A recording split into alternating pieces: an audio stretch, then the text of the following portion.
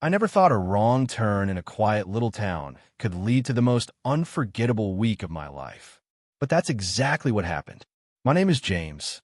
I'm 32 years old, a photographer from London, and for the past few years my life had been spinning faster and faster, like a wheel that couldn't stop. Work, deadlines, constant traveling, endless emails. At some point I realized I wasn't living anymore, I was just running. So I booked a trip to Austria. Not Vienna, not Salzburg, not one of those grand, buzzing places. No, I wanted something small, quiet, a village tucked away in the mountains where no one knew my name. The town I chose was exactly that, a cluster of cobblestone streets, pastel-colored houses with wooden shutters, balconies covered in red geraniums, and a single square with a fountain in the center. The air smelled of pine trees and fresh bread from the local bakery. The mountains rose like silent giants around it, their snowy peaks glowing in the afternoon light. My plan was simple, no plan. Walk the streets, take photos, drink coffee, maybe talk to locals if I felt like it. Silence, rest, and nothing else.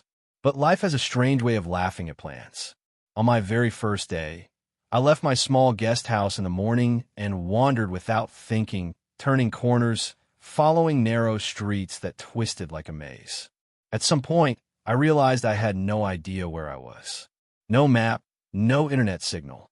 Just old stone walls and streets that seemed to circle endlessly. For a moment, I felt a flicker of panic. Ridiculous, maybe in a place so safe and calm, but being lost always brings that sharp edge of uncertainty. And then I saw her. She was standing in front of a small antique shop. A wooden sign hung above the door, letters faded by time. Through the window, I could see shelves full of dusty books, porcelain cups, and brass candlesticks. She was holding one of the books, running her fingers along the spine as if it were something precious. Her hair was light brown, falling freely on her shoulders. She wore a simple white dress and a beige coat, nothing special, but she carried herself with a kind of quiet grace that immediately caught my eye. Then she looked up and smiled at me, and something shifted in my chest. "Are you lost too?" she asked in English, her voice soft but playful. I froze for a moment, surprised not only that she spoke English, but also by the warmth in her tone, as if we already shared some kind of secret. And just like that, my week of silence began to change. The journey itself had felt like a slow unraveling of my old life. I had taken the train for Vienna, and as the hours passed, the view outside the window shifted. First the flat plains, then rolling green hills, and finally the jagged silhouettes of the Alps began to rise, their peaks brushing the sky with sharp, white lines. Every mile seemed to strip away another layer of noise from my head. When the train finally slowed and stopped at the small mountain station, I felt as though I had stepped into a painting. The air was crisp, carrying the scent of pine and wood smoke. The station itself was nothing more than a wooden platform with a single bench, a place where time seemed to move slower. The town welcomed me with quiet dignity. Its streets were paved with uneven cobblestones that told stories of centuries. The houses were painted in pale shades of yellow, green, and blue, their windows decorated with carved shutters and overflowing flower boxes. Every door seemed unique, worn by years but cared for with love. I dragged my suitcase to a guest house run by an elderly couple. The woman, with kind eyes and silver hair neatly tied in a bun, handed me a heavy brass key attached to a wooden tag with the number 5 engraved on it. "We'll come in," she said with a smile. The room was simple but warm. A wooden bed with thick blankets, a small desk by the window, and from that window, oh, that view. The mountains towered in the distance, and the rooftops of the town stretched out below like a toy village. For the first time in months, I breathed deeply and felt free. That evening, I walked to the town square. There was a fountain in the center, its water sparkling under the last rays of the sun. Around it, small cafes spread their tables outside, locals sipping coffee and talking in gentle, musical German. I ordered an espresso, sat down, and let the world slow down around me. For a while, I felt invisible, just a stranger among strangers, with no responsibilities, no deadlines, no one to demand my time. And I loved it. But freedom can sometimes feel empty when you're used to chaos. I didn't know it then, but the silence that I thought I needed so badly was about to be filled by something entirely unexpected. It started the next morning with that wrong turn through the alleys, the one that led me straight to her. Olivia. The morning was fresh, filled with the quiet hum of the town waking up. Bakers were setting out baskets of bread, the scent of warm rye and butter drifting through the air. The streets were narrow and twisting, some leading uphill toward the church tower, others down toward the river that glimmered in the early light. I wasn't paying attention to where I was going. That was the whole point. I had promised myself I wouldn't chase schedules or maps this week. I wanted to wander to get lost, and lost I became. At first, I thought I knew the way back to the square. Every corner looked familiar. A pale yellow house, a small shop with lace curtains, a wooden door with iron hinges. But as I turned left, then right, then left again, the streets began to blur together. The more I tried to retrace my steps, the further I seemed to drift. That's when I found the antique shop. It stood at the end of a narrow lane, a small place with faded green shutters and a crooked wooden sign above the door that read, Antiquitaten.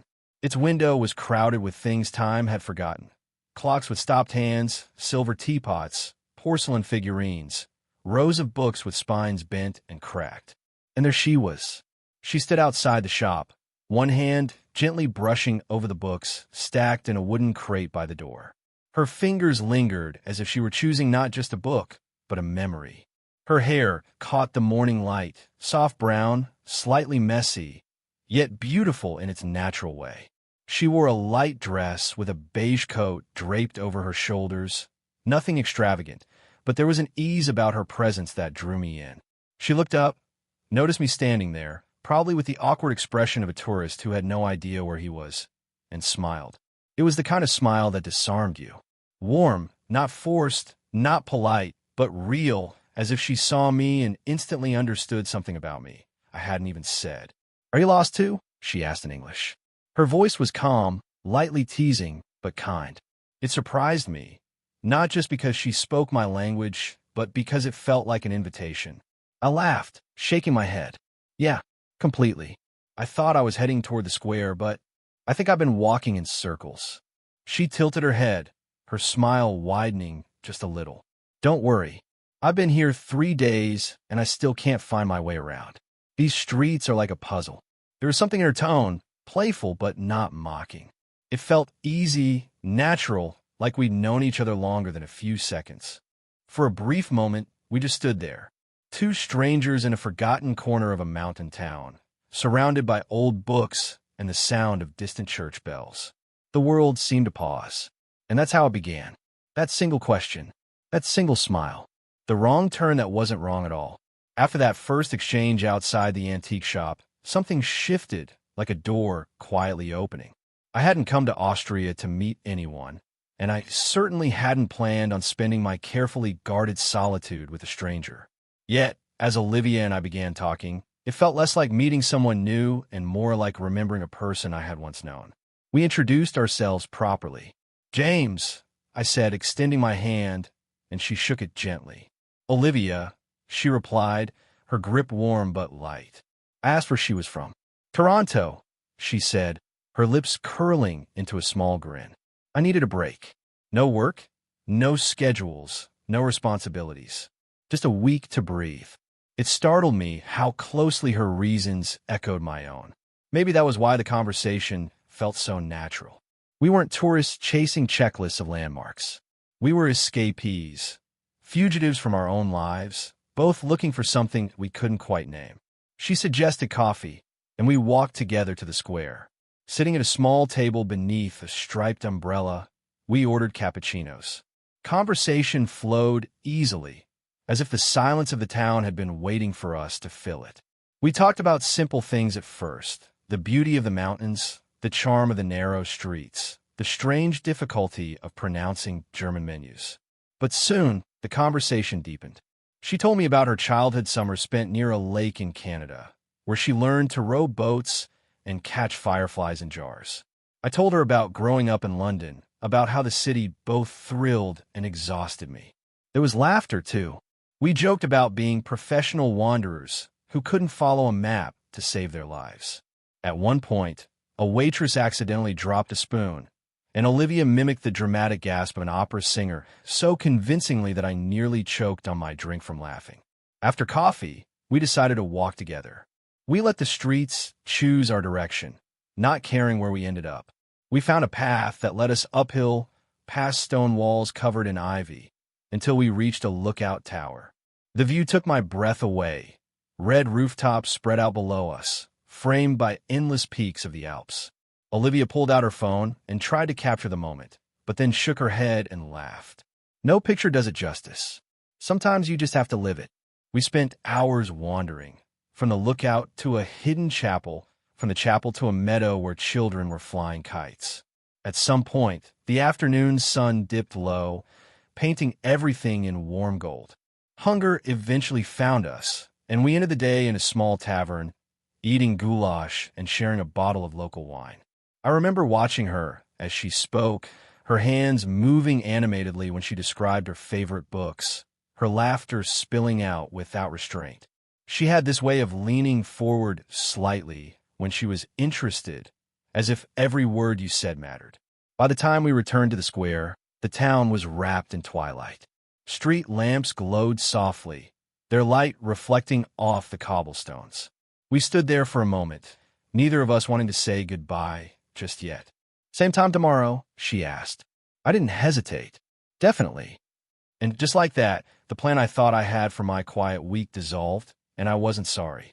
The next morning, when I walked down to the square, Olivia was already there, sitting at the same cafe table where we had met the day before.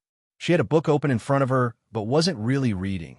Her eyes lifted as soon as she saw me. The smile that followed was like sunlight breaking through clouds, and I realized with a strange certainty, my days were no longer mine alone.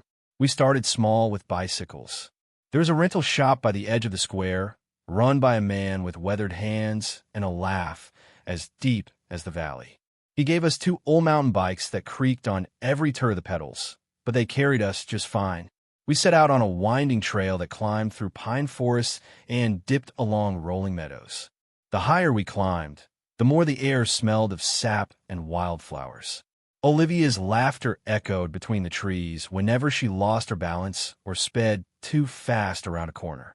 I wasn't sure which I enjoyed more, the view of the Alps stretching endlessly around us, or the sight of her hair streaming in the wind as she pedaled ahead. At one point, we stopped by a clearing where the trees opened to reveal a lake far below, glittering like glass in the sun. We sat on a fallen log, catching our breath, and she pulled a chocolate bar from her bag, breaking it in half without asking, just handing me a piece as though we'd always shared things. "Best breakfast I've had in days," she said, chewing with a grin. Later, we found ourselves in the town again, wandering into corners we hadn't explored yet. We stumbled upon an old bell tower, its stone steps spiraling upward in the dark. The climb was narrow and dizzying, but when we reached the top, the world opened wide. Rooftops, valleys, the mountains fading into the horizon. We leaned on the railing, shoulders almost touching, and for a while we didn't say anything. Silence had never felt so comfortable. But our adventures weren't just picturesque. They were messy, too. Like when we tried to order lunch in German and ended up with 2 dishes neither of us recognized, some strange mix of dumplings and cabbage, and laughed so hard we nearly cried. Or when a sudden rainstorm forced us to run through the streets, ducking into a tiny bakery, dripping wet, where the owner handed us warm pretzels and shook his head at our foolish grins. Evenings were no less magical. We made a ritual of picking a different cafe each night, choosing at random from the ones tucked into alleys or overlooking the square. Mulled wine became our favorite, warming our hands as we talked about everything. Her studies in literature, my work in photography, our families, our fears, and the quiet dreams we usually kept locked away. One evening, Olivia leaned across the table, her eyes reflecting the golden glow of the candle between us. "You know what I like about this town?" she asked. "What's that?" "It feels like it exists outside of time. Like the rest of the world doesn't matter here." I nodded, though a part of me already knew the truth. The world would return, soon enough. But in that moment, with her laughter carrying across the cobblestones and the stars beginning to appear above the roofs, I didn't care. That week was quickly becoming something I hadn't expected at all. Not solitude, not silence, but a series of little adventures stitched together by the company of someone who was no longer just a stranger. It was Olivia's idea.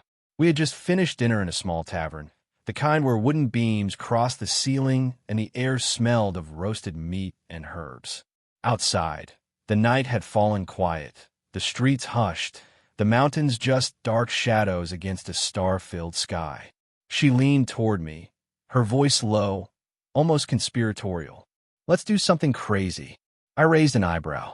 "Crazy how?" She grinned, that mischievous spark in her eyes. "There's a lake about 15 minutes from here. I asked the owner of the guest house earlier. Apparently you can rent boats even at night. Just for fun." I laughed. "You mean row out into the middle of a lake in the dark?" "Exactly." She said it as though it were the most obvious thing in the world. And so we did. We found the lake down a narrow road, trees arching above us, their leaves whispering in the cool night breeze. The water was calm, like black glass, reflecting the pale glow of the moon. An old man at a small wooden dock looked at us with mild curiosity when Olivia asked for a boat, but he handed us the oars without question, muttering something in German that sounded like both a warning and a blessing. The boat was small, creaking as we stepped in, but it carried us steadily as we pushed away from the shore. The silence out there was absolute. No cars, no voices, only the rhythmic splash of oars dipping into water. Halfway across, Olivia set her oar down, letting the boat drift. "Listen," she whispered. I did. The world was impossibly still. Only the soft lap of water against the boat's sides. Above us, the moon shone so brightly it painted a silver path across the lake. For a moment, it felt unreal, as if we'd slipped into some other world where time didn't exist. I looked at her, and in the moonlight her face seemed almost otherworldly. Gentle, radiant, with a calmness that made my chest tighten. She reached for my hand, not suddenly, not nervously, but with quiet certainty. "James," she whispered, her voice trembling just enough to betray the weight of the moment. My throat tightened, but I managed to whisper back, "Olivia, I feel the same." For a few seconds, we didn't move, just sat there, holding each other's hands, the night stretching endlessly around us. I had never been so aware of the sound of my own heartbeat, or of the warmth in her touch.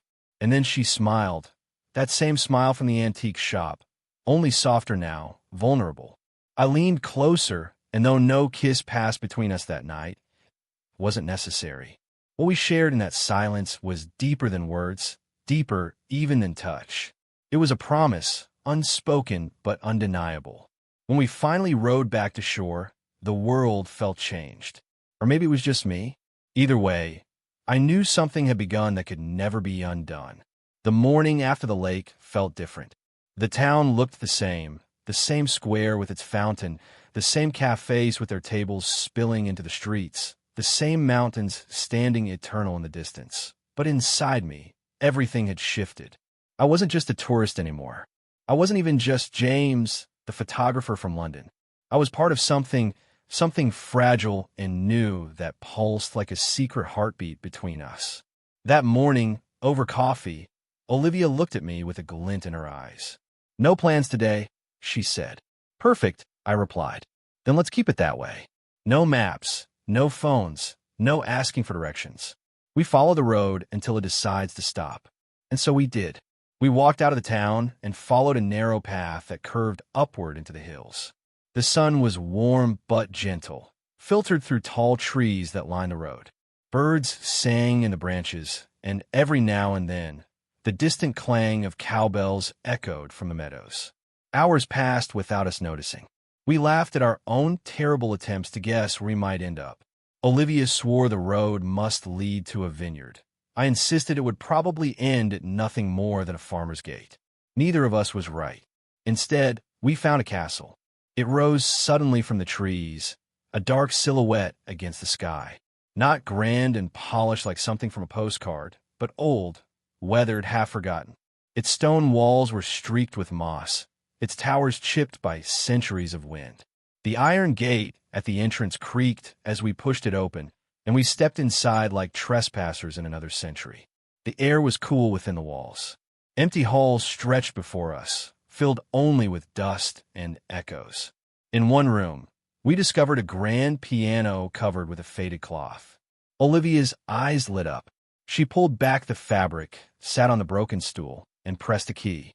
The sound was sharp, uneven, but it carried, filling the hall, bouncing off the high ceilings. She played a few chords, hesitant at first, then braver. The notes lingered like ghosts, haunting and beautiful. I sat on the floor, watching her, the sound mixing with the shafts of sunlight streaming through broken windows. Afterward, we explored further. We ran up spiral staircases that wound into towers, our laughter echoing as if the castle itself were alive. In one long corridor, the light flickered strangely, and for a moment we scared ourselves with our own shadows stretching like giants along the walls. Olivia grabbed my hand, her grip tight, half in fear, half in joy, and neither of us let go for a long time. By the time we left, the sun was setting, painting the castle in fire and gold. Standing outside, we looked back once more at its silhouette against the darkening sky. "It feels like we stole something," she said softly. "We did," I replied. "A piece of time." We walked back down the road in silence, hand in hand. That day, the castle became ours, not because we owned it, but because it had witnessed us, and now it belonged to our story. Time is a strange thing. When you're waiting for something, it crawls, dragging its feet like a stubborn child. But when you're living something you never want to end, it runs, swift, merciless, unstoppable. The days after the castle blurred together like brushstrokes on a canvas. Each one different, yet connected, part of a single picture that I knew I would carry with me forever. Mornings always began the same. The sound of church bells drifting across the rooftops, the smell of fresh bread from the bakery, and Olivia waiting for me in the square. Sometimes she had a coffee in her hands, sometimes a mischievous smile as she hid some surprise plan. But no matter what, she was always there. And with her there, the day already felt full. We explored more trails, sometimes hiking into meadows where wildflowers brushed our ankles, sometimes stumbling upon tiny villages with only a handful of houses and a single tavern. We took photos, though more often we laughed at how bad they turn out. Blurry, crooked, with one of us always caught mid-blink. Memories aren't supposed to be perfect, Olivia would say, and she was right. Evenings were quieter. We settled into a rhythm of wandering into different cafes, trying new dishes, and watching the sun dip behind the mountains. One night, we sat outside long after the cafes had closed, just the two of us on a bench near the fountain. The town had gone silent, save for the trickle of water. She leaned her head on my shoulder, and I thought, if time could stop anywhere, let it stop here. But of course it didn't. The calendar kept moving, and each morning brought us closer to goodbye. I began to notice little things I hadn't before. The way her laughter lingered a second longer than her words. The way she tapped her fingers against her coffee cup when she was deep in thought. The way her eyes softened whenever our conversations grew serious. I caught myself memorizing her without meaning to, as if afraid I'd forget. One evening, as we walked back from dinner, Olivia stopped suddenly on the bridge that crossed the river at the edge of town. The water shimmered with moonlight, flowing endlessly beneath us. She rested her hands on the railing, silent for a while, before speaking. "Do you ever wish you could pause life?" she asked softly. "All the time," I admitted. She nodded, but didn't look at me. "I feel like this week, it's too good to be real. And things that feel too good, they always end too soon." Her words sat heavy between us, like a truth neither of us wanted to face. I reached out, gently placing my hand over hers. "Maybe it doesn't have to end," I said, though I wasn't sure I believed it myself. She turned then, meeting my eyes, and for a moment the world narrowed to just the two of us, standing on a bridge in a town neither of us had planned to visit, holding on to something neither of us had expected to find. And yet, in the back of my mind, the days were counting down. like sand slipping through fingers no matter how tightly I tried to hold on. The last morning came too soon. I woke to the sound of church bells, but instead of their usual comfort, they struck like a reminder, a countdown tolling in the air. Olivia and I met at the cafe, as we always did, but the energy was different. Our smiles were softer, slower, edged with something unspoken. The cups of coffee between us went cold while we lingered in silence, both pretending we had more time than we did. Eventually, the square that had been our meeting place all week became the path to the station. We walked side by side, our footsteps echoing on the cobblestones. The streets seemed quieter than usual, as if the whole town knew what was about to happen. The station was small, almost humble, a single platform, a wooden bench, and a timetable board that ticked away mercilessly. The mountains loomed behind it, eternal and indifferent, as if mocking the fragility of our moment. We sat on the bench, waiting. People came and went, dragging their suitcases, greeting relatives, saying their own goodbyes. Around us, life carried on, but for me the world had shrunk to one thing, her hand resting near mine. Close enough to touch, yet not quite. I finally reached for it. She didn't hesitate. Her fingers slipped into mine like they belonged there. Neither of us spoke for a long time. The silence said more than words could, about everything we had lived in the past week, and everything we feared about what came next. When the train whistle finally sounded in the distance, my chest tightened. The moment we had been pretending would never come was here. She turned to me, her eyes shimmering in the dim light. "Maybe this is the beginning," she whispered. "Not the end." Her voice cracked slightly, but her smile held steady. I wanted to believe her, desperately. I wanted to believe that what we had wasn't just a beautiful accident, a fleeting holiday memory doomed to fade. I wanted to believe it could survive trains and airports and oceans. The train rolled in, hissing to a stop. People boarded quickly, a practiced rhythm of travel. Olivia and I stood there, still holding hands. "Where do we go from here?" I asked, my voice barely audible over the noise. She squeezed my hand gently. "Forward." And with that, we stepped onto the train platform, not as two strangers who had met by chance, but as something else. Something still undefined, but alive, fragile, and worth holding on to. As the train doors closed and the station slipped away behind us, I realized she was right. Maybe it wasn't the end at all. Maybe it was the start of the real journey. The train carried us out of the town, the wheels clicking against the rails in a steady rhythm that felt both soothing and cruel. Through the window, the mountains slid past like a slow procession of giants, their peaks fading into clouds. I wanted to memorize every detail, the rooftops shrinking in the distance, the fountain in the square glimmering faintly in the morning light, the little station growing smaller until it disappeared altogether. Olivia sat beside me, silent at first, her hand still resting in mine.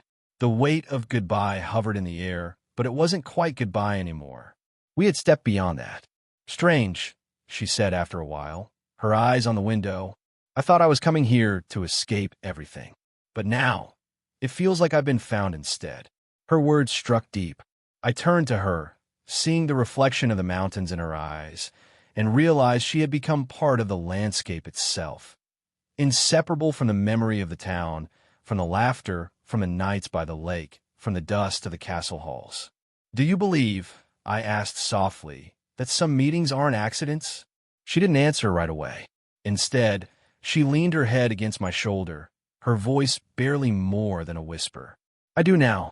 The train sped on, carrying us toward Vienna, toward airports, toward the inevitable tangle of real life waiting beyond the silence of the Alps. Yet inside that carriage, time seemed suspended, as if we were still adrift on the lake, floating between past and future, anchored only to each other. We didn't talk about what would happen in a week, or a month, or a year. We didn't make promises we weren't sure we could keep. Instead, we spoke about little things, books we loved, places we still wanted to see, how ridiculous it was that neither of us could order food in German without disaster. Those small things wove themselves into something bigger, something steady. As afternoon light streamed through the window, Olivia reached in her bag and pulled out a book she had bought at the antique shop on the day we first met.